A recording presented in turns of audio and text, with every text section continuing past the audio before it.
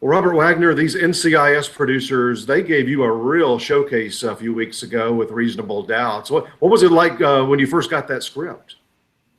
Oh, the writers, Frank Cardia and George Schenck, they rather created the character of Anthony DiNozzo Sr., and they produced the show. And when I got the script, I just thought, what an opportunity for such character revelation for Anthony DiNozzo Sr. You know, it was a wonderful, wonderful moments they gave me in that structure of that story. And the words were so good, you know. And I had worked with the director before, and then they cast the woman. You know, she was so great, Melora Walters. You know, she played the woman that comes over to me and stinks it on her father, and I thought she was exceptional. It seemed like it all worked, you know. That was everybody seemed to be at the top of their game. I agree, and the nice thing about this story was you had the mystery to solve. You had the typical elements of an NCIS with a mystery to solve, but just the resolution of it and just such a touching ending.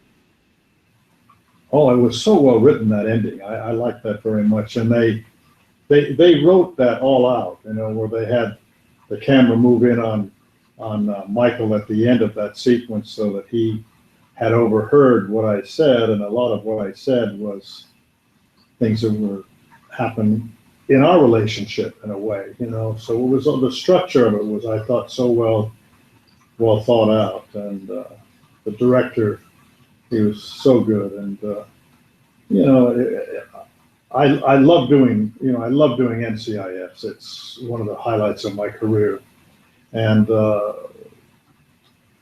Mark is such a wonderful man, runs such a good company, and everybody really cares for each other. That's one of the reasons I think that the show is so successful, Chris. You know, I think that everybody feels so strongly about one another, and usually in the as in that show, everybody is paid off. You know, all the characters are resolved, and it's really a very exceptional piece of writing.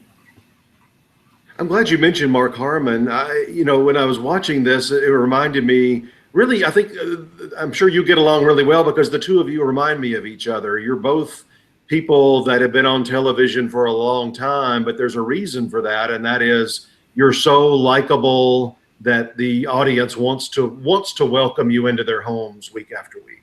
Well, you know, the audiences have been great for me over the years. You know, I've had tremendous response and loyalty from them, and Mark is a very exceptional man. I like him very much, and we go back a ways, and he runs a wonderful company, and I have the greatest of respect for him, and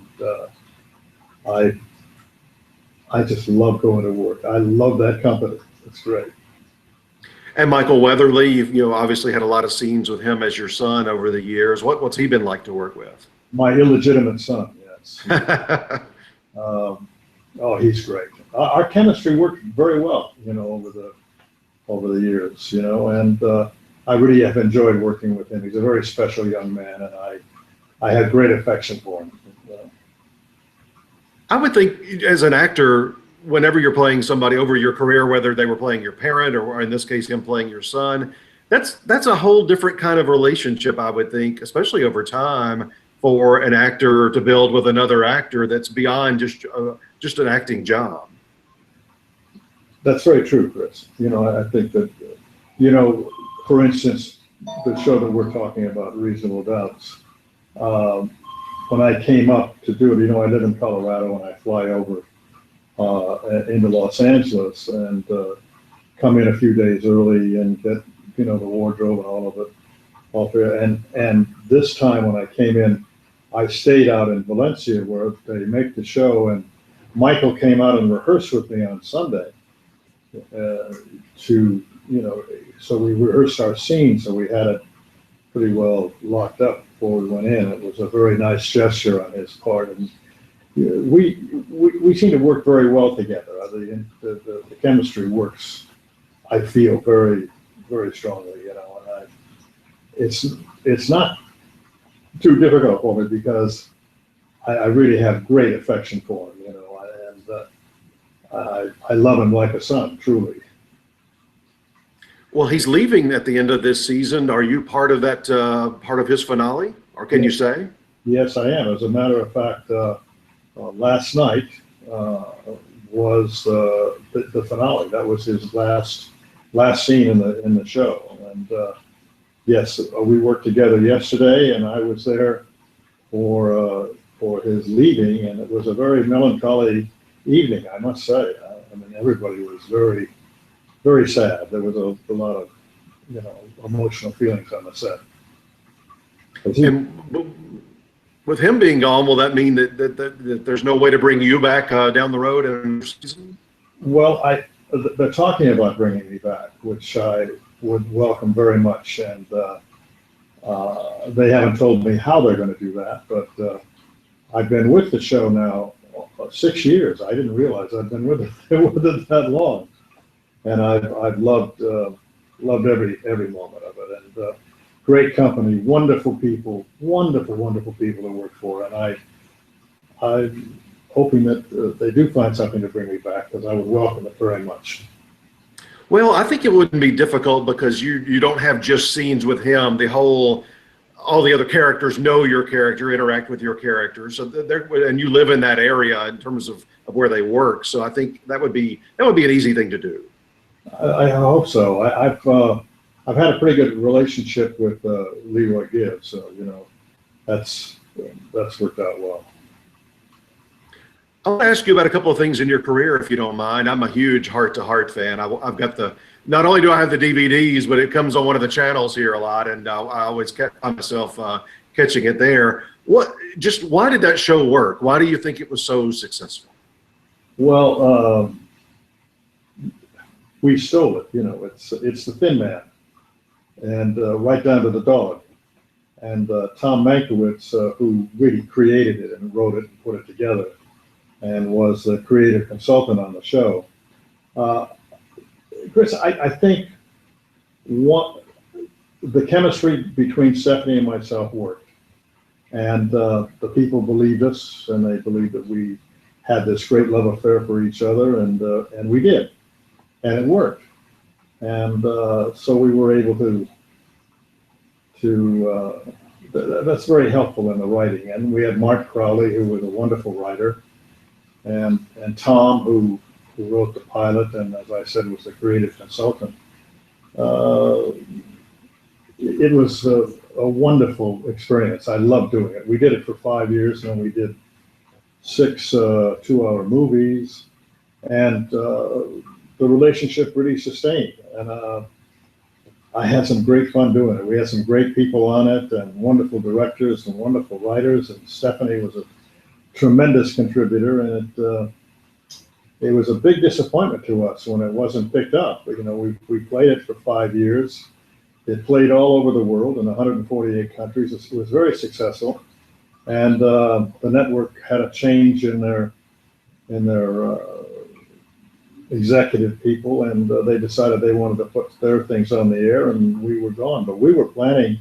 We had the 6th year all in place. We were going to go to Paris, and we had a wonderful opening show there with the Freeway. The dog, he fell in love with a French poodle. And that was a pretty good plot, Yeah. Well, I got to tell you just a quick personal story. I was in high school during part of the run of that, and I had a teacher, Mrs. Crabb, who's no longer with us, but she probably was the biggest Heart to Heart fan I've ever known in my life. And I think it aired on Tuesday nights, right? On Wednesdays, if we wanted to get her off the subject and have a kind of a free day in class, all we had to do was bring up Heart to Heart from the night before, and she would talk about it the entire hour. That's great. That's great. Mrs. Crabb, that's good. I like that. This is so coincidental, too, that you and I are talking today.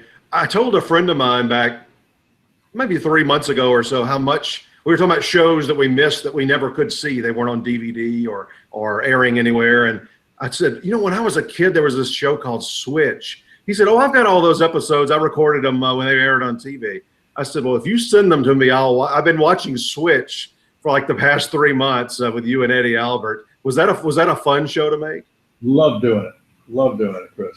And we had Charlie Callis on it. You know, and he was great. And Sharon, that was Sharon Gless's. Yeah, long before she won all those Emmy awards. Yeah, and we had a wonderful time. It was really good, and Eddie was great, and I thought that relationship worked out pretty well with Glenn Larson, and Glenn had produced It Takes a Thief, another show that I did earlier on. Mrs. Crab didn't see that, I guess. Oh, I bet she did. She was a Robert Wagner fan too. Oh, that's good. Eddie Albert was one of my favorites just all these years. Was he a good scene partner? Was he a good person to work things out with? Wonderful. He always came in with great ideas. He was always thinking of making it fresh, trying to find something new. And I had it was a great pleasure for me and a fortunate thing for me to be able to work with Eddie for that period of time. And he was a very special guy, a very special human being. We had a lot of fun together. Well, I'm probably the only one asking you Switch questions these days, but honestly, I'm probably up to like episode 40 or something. But you've always been good, whether it was It Takes a Thief or a couple of your film roles or Switch, playing that con man with a heart kind of a role. Those are always fun for me to watch. Yeah, that's a good role. That's a good role to have because you can do a lot of different things with it. You know, you can get off of you can kind of lose your character in that. You know what I mean? Well, and especially a show like Switch, you're playing because every week's a different con game against the villain. I mean, you're constantly getting to play really all kinds of different characters. That's good. I like that. There's a bit of a con in Tony DiNozzo Sr. too. You know, I kind of try to keep that going a little bit, to keep that alive. That you quite don't know what he's going to do or what he has done. You know. Well, that's true. They've never fully explained everything, and he can be a different kind of a person to different people as he approaches them. Right. It's very well written. You know, as I was telling you before, Frank Cardia and George Schenck really created this character, and it's been a wonderful opportunity for me to play, and I've enjoyed being on this and involved with this show so much. And it is so popular. You know, I went to Romania. I was doing a film there with Glenn Close, and as I was leaving, I was in the lounge of the airport in Bucharest, and these women, a lot of women were there, and they said, "Oh, Anthony DiNozzo Sr., how are you? It's so wonderful to see. How is Tony? How is everybody?" I mean, they were so into the show, and that was only, like about 6 months ago. I was there 4 months ago. It was amazing, the power of television. It's incredible all over the world, and as you know, and as we said, it's the number one show in the world, and I think that one of the reasons that is because I feel that all the characters that are involved in the show really care for each other, Chris, and they have a love and affection for each other, and they've been together for a long time, and it's a family. It's a family, and Mark keeps that family together very, very well. I have great admiration for him.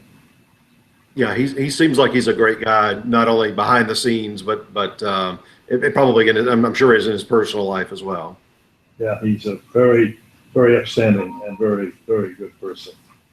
Well, a couple more just quick questions. We're at awards websites. I would just love to know. You've been in the industry a while, and between film and television, what's your first big award show memory? What's a fun award show memory that you recall from the past? What pops into my mind, I went to the Academy Awards with Daryl Zanuck in the 50s. And I was so excited about being at the Academy Awards. And he won the Gene Hirschholt Award. And when he came off the stage and came back to his seat, as I remember, he handed me the award. I was holding it for him. And I thought, oh, God, this is great. This is fabulous. Because he had won so many awards, and I think he won another award that night for a film.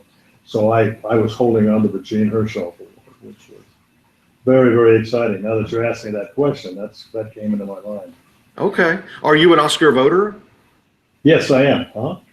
Every time I've got an Oscar voter on one of these chats, I always like to ask this, and you can be general if you want to, or specific, but I always like to ask, when you've got that nomination ballot in your hands, or you've got that final vote in your hands for winners, you know, you've studied this craft, you've been in this business a long time. What performance are you looking for that'll get the Robert Wagner vote? Well, you know, there's been so many great performances by people, and if I'm moved by it, I'm not so convinced by all of the hype about the voting part of it. I'm more moved by the honesty of the performance and by the actor, and that's what I really try to say too. And I don't, I'm not. It's my own feeling, you know. I'm not convinced by a lot of advertisements and a lot of hype, you know, which does come out when the voting does take place. I try to be as honest as I can, and sometimes I pick the right ones, you know. Yeah, so you're not necessarily just going with a front runner that might have won other awards. You're somebody that moves you or maybe takes you to another place. Absolutely, that's the way I try to keep it. Well, you moved us on this episode of NCIS this season. I'm thoroughly hoping those Emmy voters out there, as they get their ballots, will remember you, and maybe we'll see you as a nominee over in the summertime. Well, I hope so too, Chris. It would be wonderful. Be a great thing, wouldn't it? It would be wonderful. It would be terrific.